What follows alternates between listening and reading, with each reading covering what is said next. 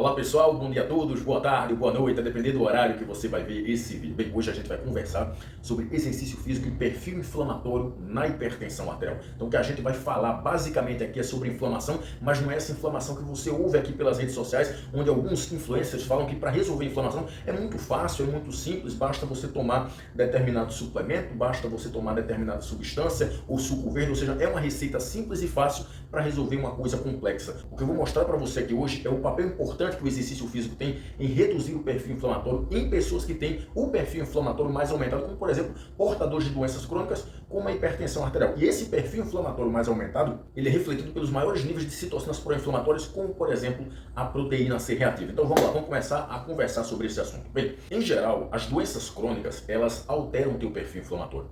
Ou seja, elas aumentam os níveis das citocinas pró-inflamatórias. E você tem várias, né? Uma delas é a PCR, ou proteína C reativa. Dentre essas doenças crônicas, você tem a diabetes do tipo 2, a obesidade, o câncer, o HIV, as dislipidemias, a doença de Alzheimer, o Parkinson, inclusive a hipertensão arterial. A hipertensão arterial altera o teu perfil inflamatório.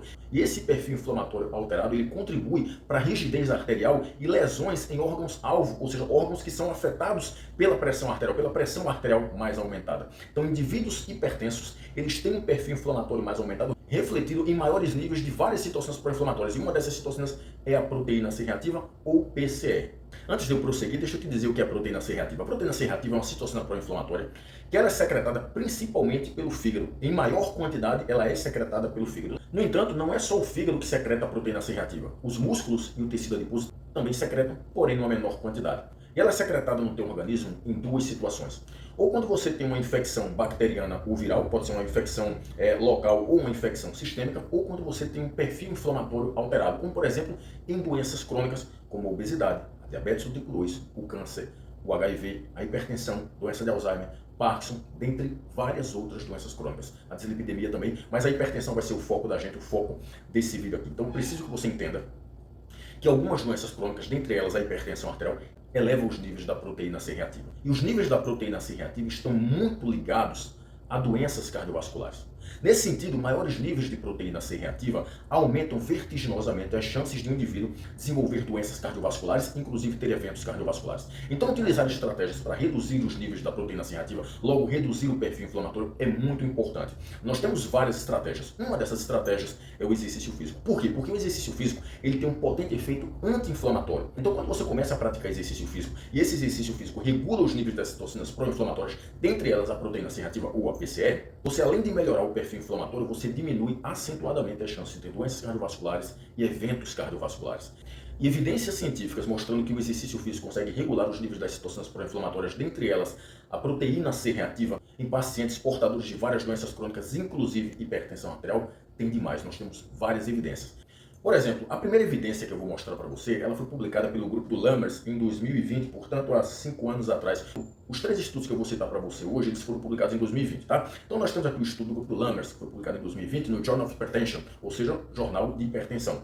E aí esses pesquisadores submeteram mulheres hipertensas de meia idade e idosas a 6 meses de musculação. E eles verificaram que após 6 meses treinando musculação, essas mulheres tiveram reduções importantes na pressão arterial, reduções significativas na pressão arterial, principalmente na pressão arterial sistólica, e reduziram marcadores inflamatórios, dentre eles a PCR, a proteína C reativa, além de aumentar as citocinas anti-inflamatórias, dentre elas a adiponectina, que tem um efeito contrário à proteína C reativa, ou seja, ela promove um ambiente anti-inflamatório. Vamos pensar que a proteína C reativa é uma citocina do mal, enquanto a adiponectina, que é uma citocina anti-inflamatória, ela é uma citocina do bem. Então, esses pesquisadores que submeteram essas mulheres de meia idade e idosas a 6 meses de musculação verificaram que houve quedas importantes na pressão arterial, houve um melhor controle pressórico, elas reduziram a PCR e aumentaram as citocinas anti-inflamatórias, dentre elas a adiponectina.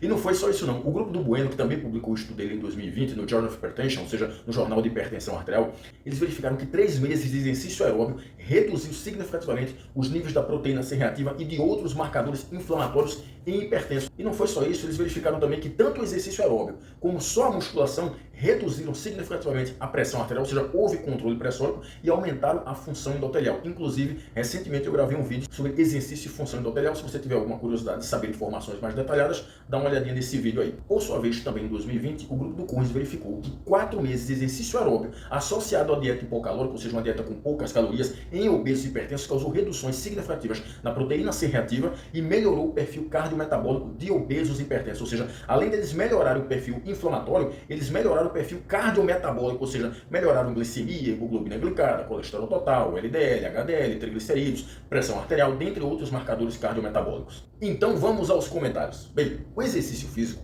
ele tem um efeito anti-inflamatório muito importante. O exercício físico ele tem um efeito anti-inflamatório muito importante. E esse efeito anti-inflamatório ele pode ser explicado tanto por vias diretas como por vias indiretas. Por exemplo, por que o exercício físico tem um efeito anti-inflamatório explicado por vias diretas? Porque o exercício físico aumenta a produção de citocinas anti-inflamatórias, dentre elas a adiponectina. E quando você aumenta as citocinas anti-inflamatórias, você reduz as chances do desenvolvimento de doenças crônicas, dentre elas a diabetes do tipo 2, e você reduz as chances de doenças cardiovasculares e de eventos cardiovasculares. Portanto, essas citocinas anti-inflamatórias, dentre elas a adiponectina, elas são citocinas do bem.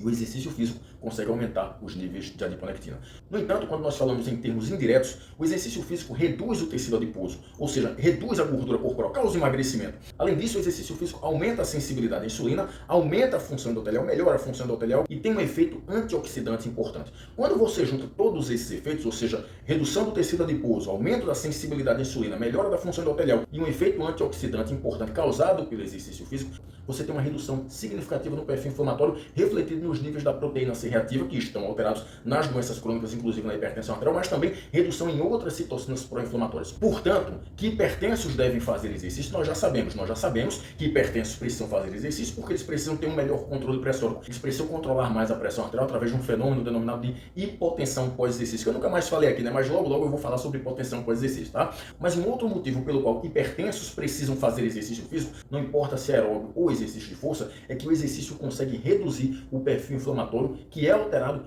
pela hipertensão arterial. Então faça exercício físico para ter um controle pressórico melhor, mas também para reduzir o perfil inflamatório e dessa forma reduzir as chances de eventos cardiovasculares, ok? Então espero ter contribuído. Um abraço a todos, até mais.